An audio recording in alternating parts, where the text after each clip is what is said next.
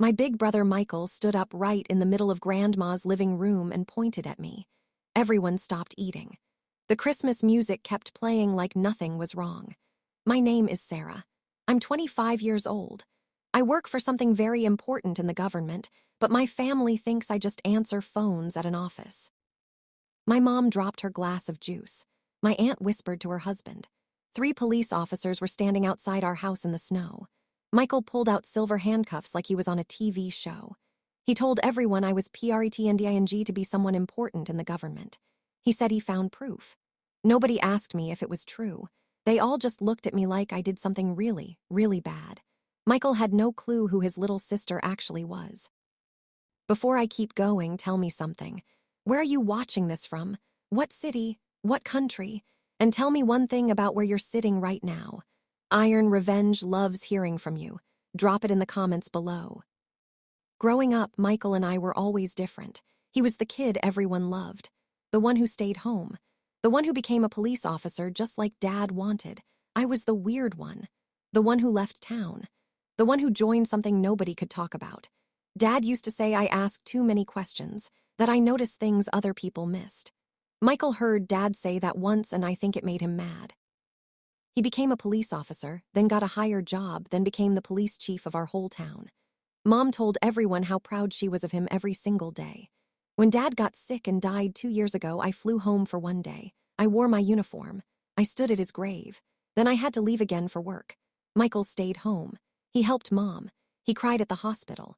Everyone in our family decided I was the bad daughter because I wasn't there. Michael loved that they thought that. He became the golden child. I became the girl who abandoned everyone. Every time I called home, Mom asked the same things. Why don't you visit more, Sarah? Why can't you tell us what your job actually is? Why can't you be more like your brother? My work is top secret. I can't tell anyone. But to my family, that just sounded like I was making excuses. They started thinking I was hiding something bad. Michael started telling people stories about me, stories that weren't true. So when he opened that brown folder on Christmas night and showed everyone those pictures, he wasn't just being a police chief. He was being a big brother who wanted to win. He spread those photos on Grandma's table like he just caught a criminal. He didn't want to hear my side. He wanted everyone to think I was a liar. He wanted me to feel small again like when we were kids. That folder looked thick and important, but it was really just full of his jealousy. He had no idea that he was about to become the smallest person in that room. The whole thing didn't start at Christmas dinner, though. It started 3 weeks earlier with a letter. A white envelope came to my office, my secure office, the kind of place where letters get checked by 5 different people before I even see them. Inside was a note from Mom. Her handwriting was all curly and neat. She wrote, "We miss you so much. Michael is doing amazing as the police chief. Grandma is getting older and we don't know how many Christmases she has left." Then she wrote the part that made my stomach hurt. "We're having Christmas at Grandma's house. You need to come home." When Mom says you need to do something, it's not a question. It's a command. I read that letter 4 times. Something felt off. But I was tired of staying away. I asked my boss if I could have 2 days off to see my family. He said yes really fast. Then he wrote me a message that said, "Family is important. Be careful. Call me if anything happens." I thought he was just being nice. Turns out he was warning me. The drive to Grandma's house felt like going back in time. Big city buildings turned into small towns. Christmas lights on every house. Gas stations I used to walk to when I was little. By the time I got to Grandma's street, my heart was beating really fast. Grandma opened the door before I could even knock. She hugged me so tight. Then she whispered in my ear, "I'm so happy you came, sweetie, but be careful. Your brother has been planning something. I don't know what." I thought she meant Michael might yell at me about Dad's funeral again. I didn't think he would do this. Inside, everything looked perfect. Christmas tree in the corner, pictures of our family on the wall, turkey cooking in the kitchen, cookies on the table. But something felt wrong. Mom's smile looked fake. She kept walking around Michael like he was the most important person in the world. At one point, I saw him staring at me, not like a brother, like a hunter looking at something he wants to catch. Later, when everyone was talking really loud, I said, "I need some air." Mom got upset. "We're in the middle of dinner, Sarah." I went outside anyway. The cold air hit my face like a slap. That's when I saw them, 2 police officers standing near the big tree in the yard. They were trying to look normal, but they weren't. A black car was parked down the street with two people sitting inside, watching the house. Not neighbors, not friends, guards, around my grandma's house, on Christmas Eve. Because I came home. I walked back inside and sat down at the table. I watched Michael's hands shake a little.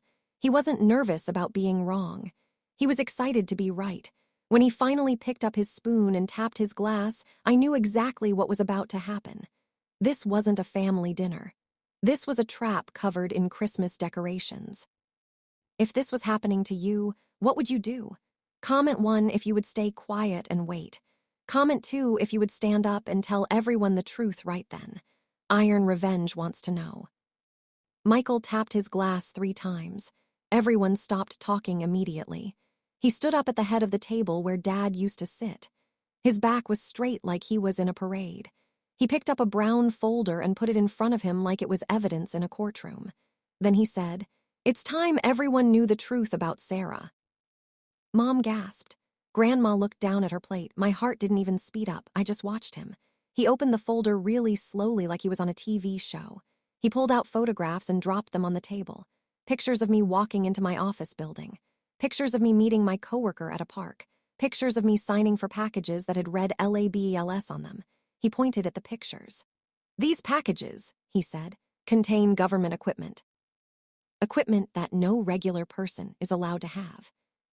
I didn't say anything, didn't move, just watched him dig his own grave. He kept going. I checked her records. There's no Officer Sarah Mitchell in any federal database. Her file disappears. It goes dark. You know why? Because it's fake. Mom whispered, "Sarah, why would you do this?" I didn't answer her. She didn't deserve to hear the truth first. Michael wasn't finished.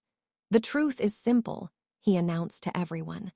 "My little sister is pretending to be a government officer. She's stealing government property. She's been lying to all of us for years." The whole room gasped. My cousins moved their chairs back. My uncle said, "I knew something was wrong with her." The embarrassment hit me like ice water. Not because I was arrested, not because of the lies, but because of how fast everyone believed him. Michael walked behind my chair. His voice changed. It sounded cold and official. "Stand up, Sarah." I didn't move. I asked quietly, "Are you sure you have the right to arrest me?" His face got red. "Don't tell me about the law." He grabbed my arm and yanked it behind my back. Cold metal touched my wrist. The first handcuff locked. That was his big moment. My right hand moved down to my belt. I pressed a tiny hidden button. 3 seconds, one buzz, the signal was sent. Help would come in 12 minutes, maybe faster. The second handcuff clicked. He pulled me to my feet. I looked at my family as we walked toward the door. My cousins looked away like I had a disease. My mom stared at me like I was dead. Nobody asked if this was a mistake. "Sarah Mitchell," Michael said loudly, "you are under arrest for impersonating a federal officer." Mom stood up with her hand over her heart. She wasn't crying for me. She was crying for HIM, for her perfect son. Grandma stared at the floor. Her hands were squeezed together. She knew what was coming next. Michael pushed me outside like I was a trophy he just won. Cold air, snow crunching under our feet, Christmas lights buzzing above us. He shoved me toward the police car. His officers stood up straight. Both of them looked younger than me. "Put her in the car," Michael ordered. One officer put his hand on my head to guide me in. His hand was shaking. Inside the car, the seat was freezing cold. My wrists hurt from the handcuffs. 4 minutes since I pressed the button. Michael leaned into the open car door. He looked so happy. "You'll think about tonight in jail," he said. I didn't look at him. Didn't say a word. Just watched the reflection in the car window. Then I heard it. A deep, low sound. Engines, big ones, moving fast. 2 sets of bright headlights appeared at both ends of the street. Black SUVs, government vehicles, no markings. They blocked the police car from both sides. Perfect formation. Michael stepped back. He looked confused, then annoyed.